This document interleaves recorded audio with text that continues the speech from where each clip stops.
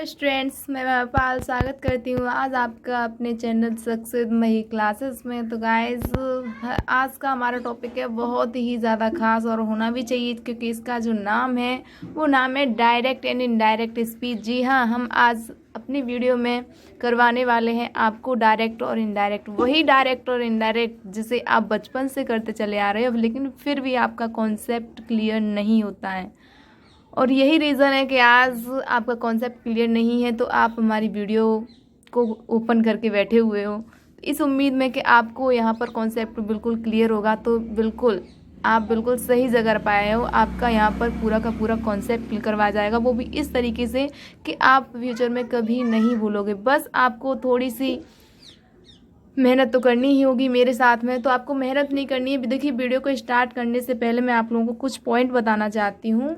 Way point जिन्हें न करते हुए, या फिर ये बोलूँ कि जो पॉइंट आपने आज तक फॉलो नहीं किए हैं, जिस वजह से आप कोई भी कॉन्सेप्ट आपका क्लियर बिल्कुल भी नहीं हो पाता है, तो वो कौन कौन से पॉइंट हैं। तो देखिए, फर्स्ट पॉइंट ये है कि किसी भी टॉपिक को रटिए मत, उसे डीपली समझने की कोशिश कीजिए। उसका जो शीर्षक है, टाइटल है, वो क्यों है, किस लिए है, उसका क्या मीन्स है, उसके हिंदी मीन्स को अच्छे से समझिए। उसके बाद उस कॉन्सेप्ट के रूलों को समझने की कोशिश कीजिए और वही एग्जाम्पल लीजिए जो आपको समझ में आते हैं, या फिर ये कहूँ खुद से रिलेटेड एग्जाम्पल लीजिए। तो चलिए, यहाँ पर मैं अपनी वीडियो को स्टार्ट कर रही हूँ डायरेक्ट की। तो डायरेक्ट में मेरे कुछ पॉइंट हैं जो मैं आप लोगों को बताने वाली हूँ। तो फर्स्ट पॉइंट मेरा ये है कि ये जो डायरेक्ट का टॉपिक है वो आपके पार्ट्स में डिवाइड होगा, यानी फर्स्ट, सेकेंड, थर्ड, फोर्थ, ये देखते हैं कब तक चलते हैं ये पार्ट। लेकिन इतना मैं क्लियर कर दे रही हूँ कि आपको जितने भी पार्ट्स, अगर आपने एक पार्ट कम्प्लीटली देख लिया है तो आप सेकंड पार्ट को बिना देखे हुए रह नहीं सकते हो। तो यहाँ पे आपको पार्ट्स में ये वीडियो मिलेगी। सेकंड चीज़ यहाँ पे ये होगी कि मैं पहले आपको इसकी मसाला सामग्री एकत्रित करवाने वाली हूँ, यानी पहली 1 या 2 वीडियो में आप लोगों को इस टॉपिक से रिलेटेड आपको वो तथ्य दिए जाएंगे जो आपको डायरेक्ट क्या मीन्स सही में बताते हैं। तो चलिए स्टार्ट करते हैं अपनी वीडियो। आपका टॉपिक स्टार्ट हो रहा है। आपका टॉपिक क्या है भाई, हम पहले ही बता चुके हैं। हमारा आज का टॉपिक है डायरेक्ट एंड इनडायरेक्ट स्पीच, जिसे हम बोलते हैं प्रत्यक्ष और अप्रत्यक्ष कथन। तो भाई, इसके रूलों को करने से पहले मैंने पहले ही बता दिया था, इसके टॉपिक को समझने की कोशिश करेंगे। तो इसका जो पहले हम देखेंगे डायरेक्ट स्पीच क्या है, इनडायरेक्ट स्पीच क्या है, इसमें कौन कौन से पॉइंट आते हैं। डायरेक्ट स्पीच, जब वक्ता द्वारा, यानी वक्ता कौन होता है भाई, स्पीकर बोलने वाला। तो जो भी बोल रहा होता है उसे हम बोलते हैं स्पीकर, वक्ता। और जो भी सुन रहा होता है, सुनने वाला होता है हमारा लिसनर। ठीक है, तो जो वक्ता होता है बोलने वाला, वही हमारा सब्जेक्ट। जब वक्ता द्वारा कही हुई बात को बिना परिवर्तन किए उसे ज्यों क्या त्यों इन्वर्टेड कॉमास के अंदर लिखा जाता है। जब वक्ता द्वारा कोई भी बात, यानी स्पीकर जो बोल रहा है, उस बात को, उसके स्पीच को, उसके स्टेट को, यानी बिना कोई चेंजिंग किए हुए, हम विदाउट एनी चेंजिंग, हम उसे जैसा का तैसा इन्वर्टेड कॉमास के अंदर लिख देते हैं, तो वही हमारा कहलाता है डायरेक्ट स्पीच। फॉर एग्जाम्पल कह सकते हैं, Ram said to me, Ram ने मुझसे कहा, comma and comma, he is going home, वह घर जा रहा है। यानी राम ने किससे कहा भाई, मुझसे कहा है। तो जो यहाँ राम है आपका स्पीकर है, कि क्या किया, क्रिया उसने कौन सी की, उसने भाई बोलने की क्रिया की है। सेड टू किससे कहा है, मुझसे कहा है। तो यहाँ मी आपका ऑब्जेक्ट है, राम आपका सब्जेक्ट है। तो यहाँ पे क्या कहा हुआ है, ही इज गोइंग होम, यानी वो किसी थर्ड पर्सन की बात कर रहा है, किसी थर्ड पर्सन प्रोनाउन की। इज गोइंग होम, वह घर जा रहा है।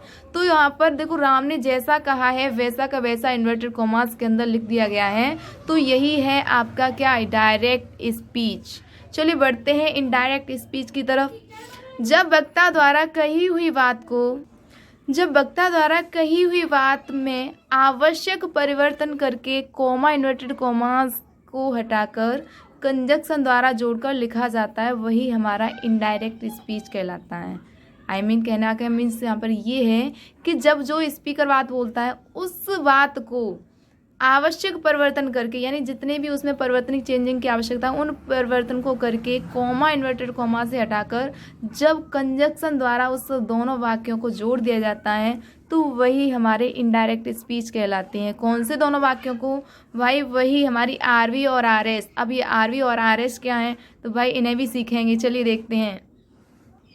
देखिए हमारा एग्जाम्पल में क्या हुआ, राम टोल्ड मी, राम ने मुझे बताया, दैट कि ही वॉज गोइंग होम, वह घर जा रहा था। कौन जा रहा था भाई, कोई थर्ड पर्सन है जिसके बारे में बात की जा रही है यहाँ पे। तो देखिए कॉमा इनवर्ट कॉमा को हटाकर हम इसने क्या चेंजिंग कर दिया, यानी कॉमा इनवर्ट कॉमा को हटाकर कंजक्शन लगा दिया, यानी कंजक्शन से दोनों वाक्यों को ऐड कर दिया गया, ज्वाइंट कर दिया गया है।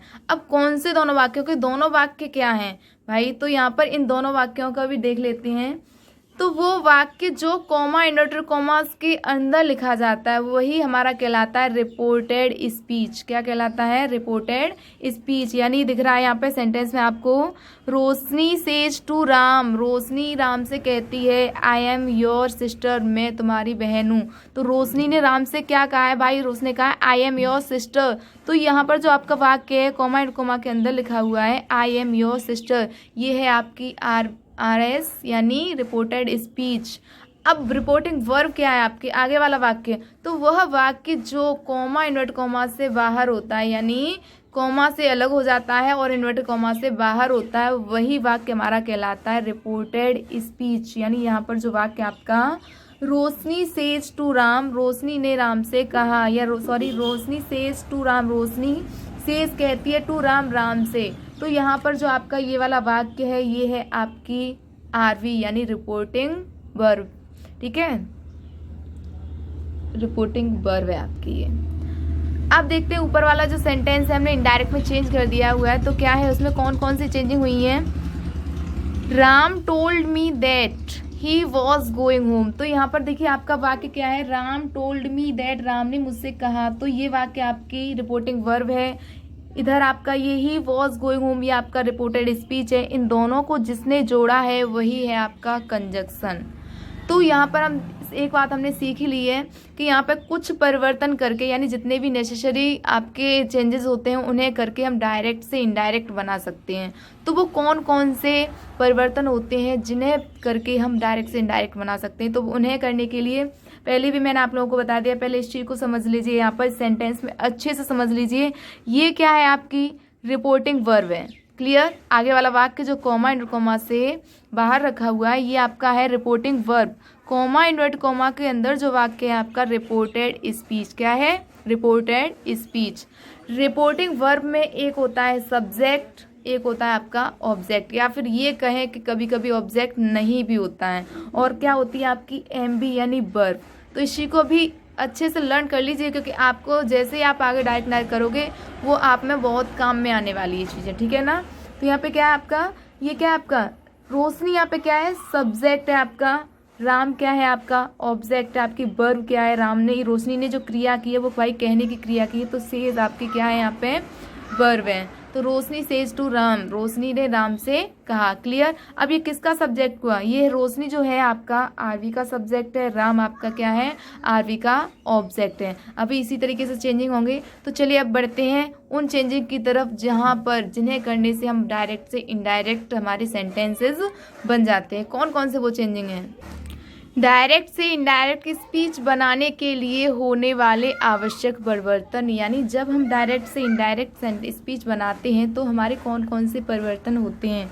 तो चलिए मैं आपको एक बात बताना चाहती हूँ कि आपका ज़्यादा से ज़्यादा टाइम वेस्ट ना हो, वीडियो ज़्यादा लॉन्ग ना हो जाए, इसलिए मैं ना पहले से ही जितना भी मुझे कराना होता है मैं पहले से उसका नोट्स बना कर रख लेती हूँ, जिससे ना कि आप लोगों को प्रॉब्लम हो और ना ही मुझे। तो आप भी क्या करिए, जैसे ही आप लोग समझ लेते हो उसका स्क्रीनशॉट ले लीजिए, ताकि आप फिर से अपनी नोटबुक में नोट कर लें आगे समझने के लिए। तो चलिए बढ़ते हैं, ऐसे कौन कौन से चेंजिंग हैं जिन्हें करने से हम डायरेक्ट से इनडायरेक्ट बना सकते हैं। तो आपकी जो फर्स्ट चेंजिंग होती है चेंजिंग इन रिपोर्टिंग वर्ब। कौन सी changing, changing in reporting verb. अभी मैंने आप लोगों को बताया था ना कि रिपोर्टिंग वर्ब कौन सी होती है, जो रिपोर्टिंग वर्ब में, यानी अभी मैंने एक सेंटेंस आपको दिया भी था, रोशनी सेज टू राम। तो यहाँ पे रोशनी आपका रिपोर्टिंग वर्ब का क्या था, जो रिपोर्टिंग वर्ब वाला वाक्य था उसकी क्या था, सब्जेक्ट था, राम क्या था आपका ऑब्जेक्ट था। वहाँ पर जो आपकी वर्ब थी वो कौन सी थी, सेज। तो सेज, सेड, आपके जितने भी वर्ब होती हैं उन्हें चेंज करना। तो फर्स्ट चेंजिंग ये होती है, टेंस के अकॉर्डिंग हम चेंज करते हैं। मान लीजिए हमारा असर्टिव है तो सेज को हम किस में, टेल्स में चेंज करते हैं। सेड व सेड टू को किस में, हम टोल्ड में चेंज करते हैं। इसी प्रकार अगर हमारा वाक्य होता है इंटेरोगेटिव तो उस इंटेरोगेटिव के अकॉर्डिंग हम सेड को यानी अपनी क्रिया को किस में, आस्क्ड या आस्क, इस तरीके से चेंजिंग करते हैं। तो हमारा जो दूसरा पॉइंट है हमारा सेकंड पॉइंट है चेंजिंग इन कंजक्शन, यानी कॉमा इन्वर्ट कॉमा को हटाकर हम कंजक्शन यूज़ करते हैं। ये कंजक्शन भी है वो भी हमारे टेंस के अकॉर्डिंग होती है, यानी असर्टिव में हम दैट का यूज़ करते हैं, आपकी किसका यूज़ करते हैं, दैट का, और आपका अगर इंटेरोगेटिव होता है इंटेरोगेटिव में इफ़ का यूज़ करते हैं, या फिर हम क्वेश्चन वर्ड का यूज़ करते हैं। आपका जैसे ही इम्पेरेटिव में हम कंजक्शन टू यूज़ करते हैं, इसी प्रकार से और भी सेंटेंस में सेंटेंस के अकॉर्डिंग ही हम कंजक्शन का यूज़ करते हैं। तो आपके 2 पॉइंट क्लियर हो चुके हैं। थर्ड पॉइंट है आपका चेंजिंग इन टेंस, यानी डायरेक्ट से इनडायरेक्ट स्पीच बनाते समय हमें चेंजिंग इन टेंस यानी टेंस में भी परिवर्तन करने होते हैं। टेंस मीन्स यानी हेल्पिंग वर्ब को हेल्पिंग वर्ब के अकॉर्डिंग चेंज करना। इज एम आर को वॉज वर्ब में चेंज करते हैं, ठीक है ना, और वॉज वर्ब को हैड बीन में चेंज करते हैं। इस प्रकार से हम चेंजिंग इन टेंस यानी टेंस में परिवर्तन करते हैं। आपकी जो फोर्थ चेंजिंग है, फोर्थ परिवर्तन है, वो है आपका चेंजिंग इन प्रोनाउन यानी पर्सनल प्रोनाउन। हम आरवी के अकॉर्डिंग यानी हम आरवी के अकॉर्डिंग किसको, पर्सनल प्रोनाउन यानी आरएस के पर्सन को भी चेंज करते हैं। तो ये थी हमारी फोर्थ चेंजिंग। फिफ्थ चेंजिंग है आपकी चेंजिंग इन एडवर्ब, यानी डायरेक्ट से इनडायरेक्ट बनाते समय हमें एडवर्ब भी चेंजिंग करने होते हैं, किसके, आरएस के वाक्य के। तो ये तो थे 5 आवश्यक परिवर्तन जिन्हें परिवर्तित करने से हम डायरेक्ट से इनडायरेक्ट बना सकते हैं। काइंड्स ऑफ सेंटेंस, यानी सेंटेंस हमारे 5 प्रकार के होते हैं। सेंटेंस टोटल भी वैसे भी हमारे 5 प्रकार के होते हैं, और अगर हम डायरेक्ट इनडायरेक्ट की बात करें तो डायरेक्ट इनडायरेक्ट भी हमारे सभी प्रकार के सेंटेंसों के बनाए जाते हैं, या फिर ये कहें इन 5 प्रकार के सेंटेंसों के बनाए जाते हैं। तो कौन कौन से सेंटेंस होते हैं जिनके हम डायरेक्ट से इनडायरेक्ट स्पीच बना सकते हैं। तो फर्स्ट है आपका असर्टिव सेंटेंस। फर्स्ट आपके क्या है, असर्टिव सेंटेंस यानी विधिवाचक वाक्य। असर्टिव सेंटेंस मीन्स यहाँ पे क्या है, विधिवाचक वाक्य। ये भी आपके 2 प्रकार के होते हैं। आपका फर्स्ट है आपका अफर्मेटिव, सेकंड है आपका नेगेटिव। वे वाक्य जिनमें किसी कथन को स्वीकारा अथवा नकारा जाता है वे वाक्य हमारे विधिवाचक वाक्य यानी असर्टिव सेंटेंस कहलाते हैं। For example, Ram is a good boy. तो राम एक अच्छा लड़का है, तो मैंने यहाँ पे क्या एक्सेप्ट किया है कि राम एक अच्छा लड़का है, इस बात को मैं स्वीकार कर रही हूँ। लेकिन इसी जगह मैं कहूँ सी डज नॉट टेल अ लाई, वह कभी झूठ नहीं बोलती या वह झूठ नहीं बोलती है। सी नेवर टेल्स अ लाई या सी डज नॉट टेल अ लाई, वह कभी झूठ नहीं बोलती, वह झूठ नहीं बोलती। तो यहाँ पर मैं क्या कर रही हूँ, बात को नकार रही हूँ। तो यहाँ पर बात को नकारना या स्वीकारना ये दोनों ही असर्टिव सेंटेंसेस के अंतर्गत आते हैं। सेकेंड आपका इंटेरोगेटिव सेंटेंस, वे वाक्य जो प्रश्न पूछने का कार्य करते हैं इंटेरोगेटिव सेंटेंस कहलाते हैं। For example, do you know me, क्या आप मुझे जानते हो। तो यहाँ भी मैं आपसे क्या कर रही हूँ, क्वेश्चन पुट अप कर रही हूँ। व्हाट इज योर नेम, आपका क्या नाम है। तो यहाँ भी मैं आपसे क्या कर रही हूँ, क्वेश्चन कर रही हूँ। तो इंटेरोगेटिव जो सेंटेंस होते हैं वो भी हमारे 2 प्रकार के होते हैं, सिंगल इंटेरोगेटिव, डबल इंटेरोगेटिव। या फिर दूसरे नेम में इनके बताऊँ तो आपका हो जाएगा HW फैमिली से, या फिर हेल्पिंग वर्ब से स्टार्ट होने वाला। थर्ड आपके इम्पेरेटिव सेंटेंस, यानी वे वाक्य जिनमें सब्जेक्ट नहीं दिया तो होता, लेकिन जो हमारा सब्जेक्ट है वो यूज साइलेंट रहता है यानी छिपा रहता है। इनमें आज्ञा, प्रार्थना, सलाह, सुझाव आदि का बोध होता है। फॉर एग्जाम्पल हम कह सकते हैं यहाँ पे, कम हियर, यहाँ आओ, please give me your book, कृपया मुझे अपनी किताब दो, गो आउट फ्रॉम हियर, यहाँ से बाहर जाओ। तो ये सभी इनसे हमें क्या, आज्ञा, प्रार्थना, सलाह, इनका बोध होता है। इनमें सब्जेक्ट नहीं दिया होता और वाक्य के अंत में क्या आता है, आपका फुल स्टॉप आता है। फोर्थ आपका जो काइंड है ऑप्टेटिव सेंटेंस, इच्छा सूचक वाक्य। और फिफ्थ है आपका एक्सक्लेमेटरी सेंटेंस, विस्मयादिबोधक वाक्य, यानी वे वाक्य जिनसे हमें विस्मय होता है, ठीक है ना। तो ये तो थे हमारे क्या, किसी भी चीज़ को अचानक देखने से, यानी जैसे किसी चीज़ को हमने अचानक देखा तो हमारे माइंड में जो भी उसके देखने की जो भी फीलिंग आती है, तो व्हाट अ सीन इज, ठीक है। तो यहाँ पे क्या है, कितना सुंदर दृश्य है। तो यहाँ पर ये चीज़ क्या है, हमारा एक्सक्लेमेटरी सेंटेंस है यहाँ पे, ठीक है ना। तो इन 5 प्रकार के सेंटेंसों को हम डायरेक्ट से इनडायरेक्ट बनाते हैं। तो ये तो था हमारा पार्ट 1 जिसमें हमने आज डायरेक्ट से इनडायरेक्ट बनाने के लिए थोड़ा सा अंडरस्टैंड किया था, उन्हें समझा था, इंट्रोडक्शन था ये कहूँ, या फिर ये कुछ भी था आप लोगों के लिए। आपको वो पॉइंट थे जो आपको डायरेक्ट से इनडायरेक्ट करवाने के लिए आपको बेसिक कॉन्सेप्ट आपके अंदर से उत्पन्न करेंगे, यानी आपको कोई भी चीज़ रटने की ज़रूरत नहीं पड़ेगी। आई होप आप लोगों को ये समझ में आया होगा। इसका पार्ट 2 देखना बिल्कुल भी ना भूलें। पार्ट 2 में जो भी मैंने आज आप लोगों को इसके आवश्यक जो भी परिवर्तन बताए थे उनकी पार्ट 2 में उनकी आप लोगों को टेबल मिलेंगी सभी, और इसी तरीके से आपके पार्ट रेगुलर आते रहेंगे। तो आप अपनी प्रिपरेशन अच्छे से करते रहिए।